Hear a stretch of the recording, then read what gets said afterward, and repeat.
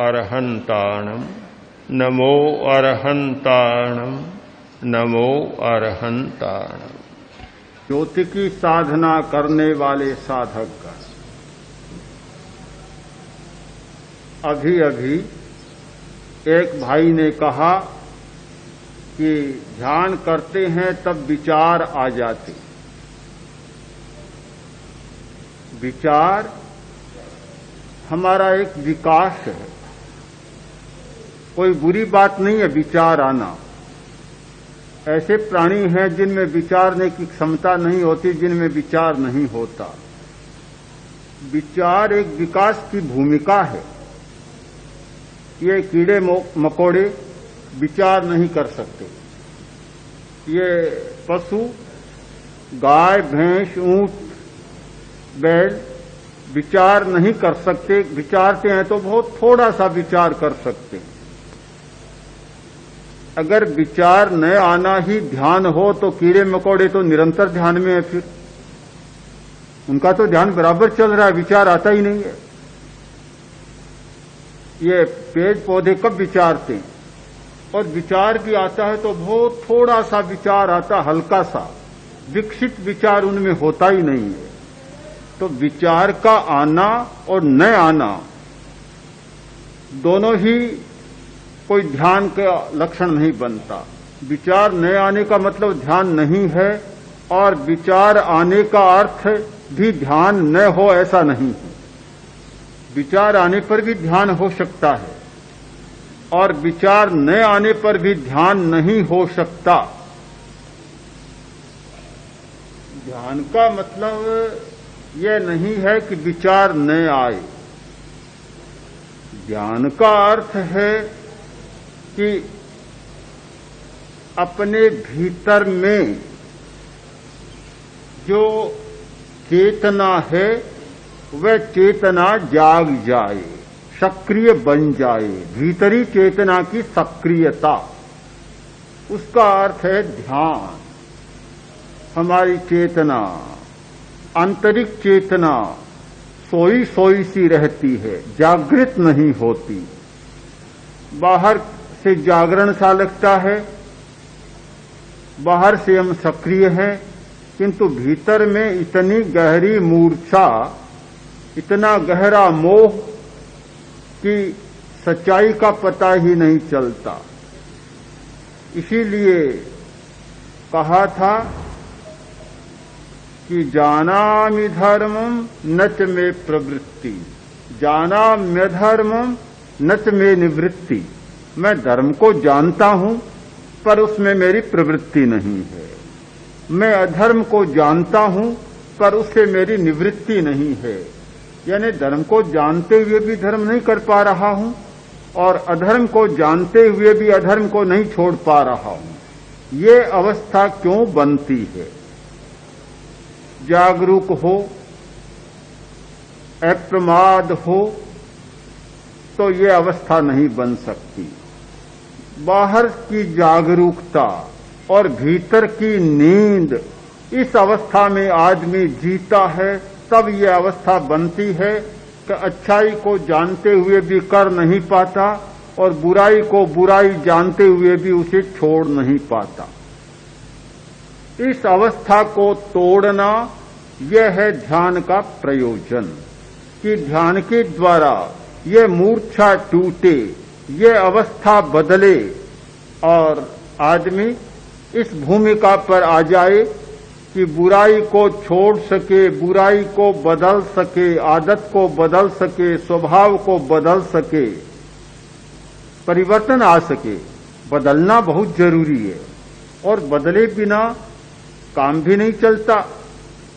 हमारी दुनिया ऐसी है कि आदमी बदलता है, स्वभाव बदलता है, तो आसपास का वातावरण भी बदल जाता है।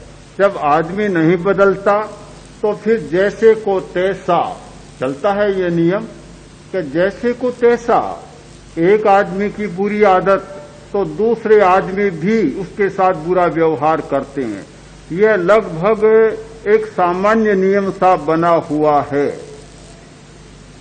बंबई की एक घटना है कहानी नहीं, घटना, घटी हुई घटना कि बहुमंजिले मकान, वहां बहुत मल्टी स्टोरी बिल्डिंग्स है, तो एक आदमी निचले तल्ले में रहता था और उसके ऊपरले तल्ले में कोई दूसरा आदमी रहता था। तो एक दिन ऊपर रहने वाले ने कहा, भाई देखो, एक बात का ध्यान रखो कि जो सिगड़ी जलाई जाती है, धुआं ऊपर बहुत आता है, हमारे तले में बहुत धुआं आता है, तो थोड़ा ध्यान से करो जिससे कि हमारा तला ऊपर की मंजिल धुएं से न भर जाए, हमें दिक्कत न हो, और पड़ोसी के नाते तुम्हें यह ध्यान रखना चाहिए। अब सुनने वाला भी बड़ा तेज दिमाग का था, खर दिमाग का था। कुछ लोग होते हैं खर दिमाग के, अच्छी बात को तो भी बुरा लेंगे। वो बोला, मैं क्या करूं इसका, मेरे पास क्या इलाज है।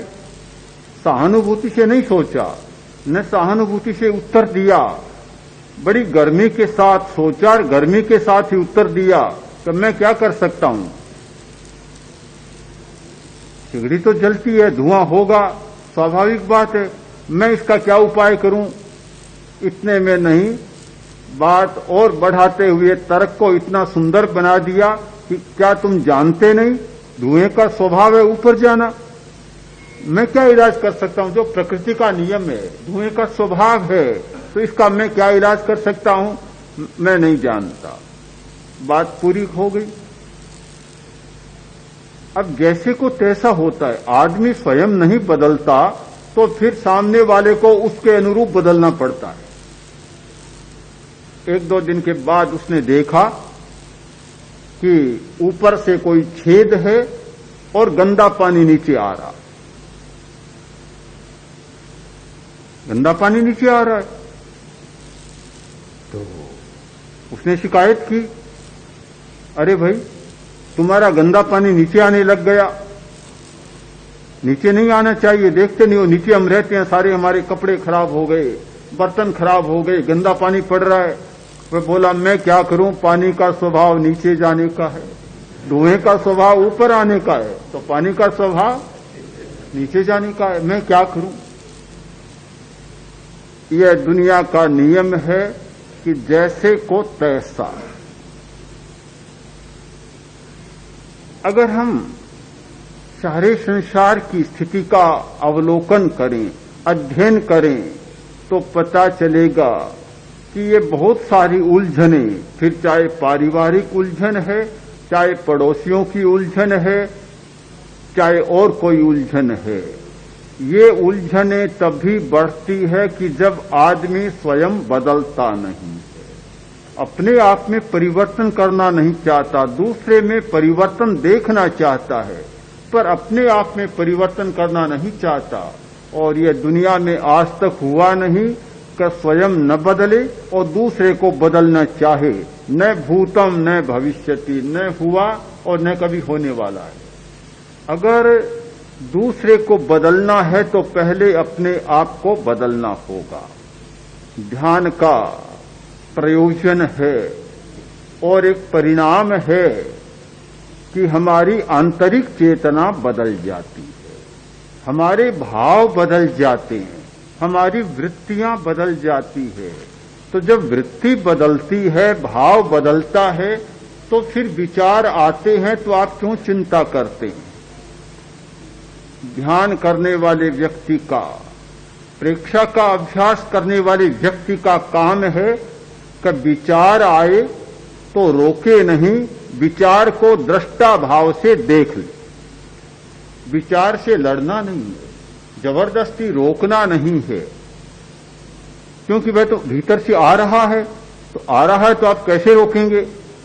आप इधर अपनी जागरूकता बढ़े, जागरूकता, और विचार को भी देख लें। जैसे ध्यान का एक सब विषय होता है, विचार आए उनको भी एक विषय बना लें।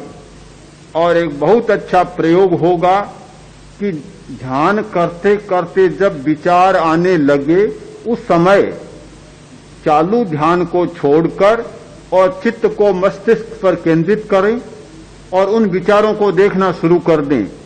1 मिनट में ऐसा लगेगा कि विचार तो गायब है, कोई विचार आ ही नहीं रहा है। अगर आपको कायोत्सर्ग की मुद्रा में सुला दिया जाए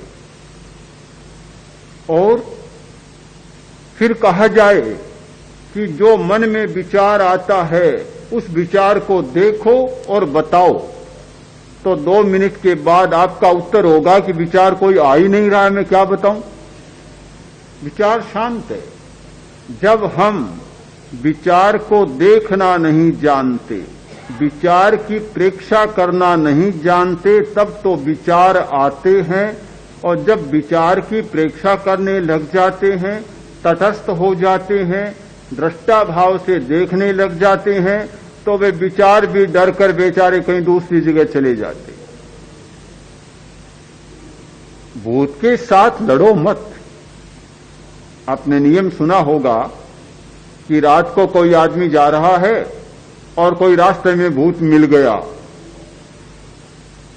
कोई यक्ष मिल गया, राक्षस मिल गया।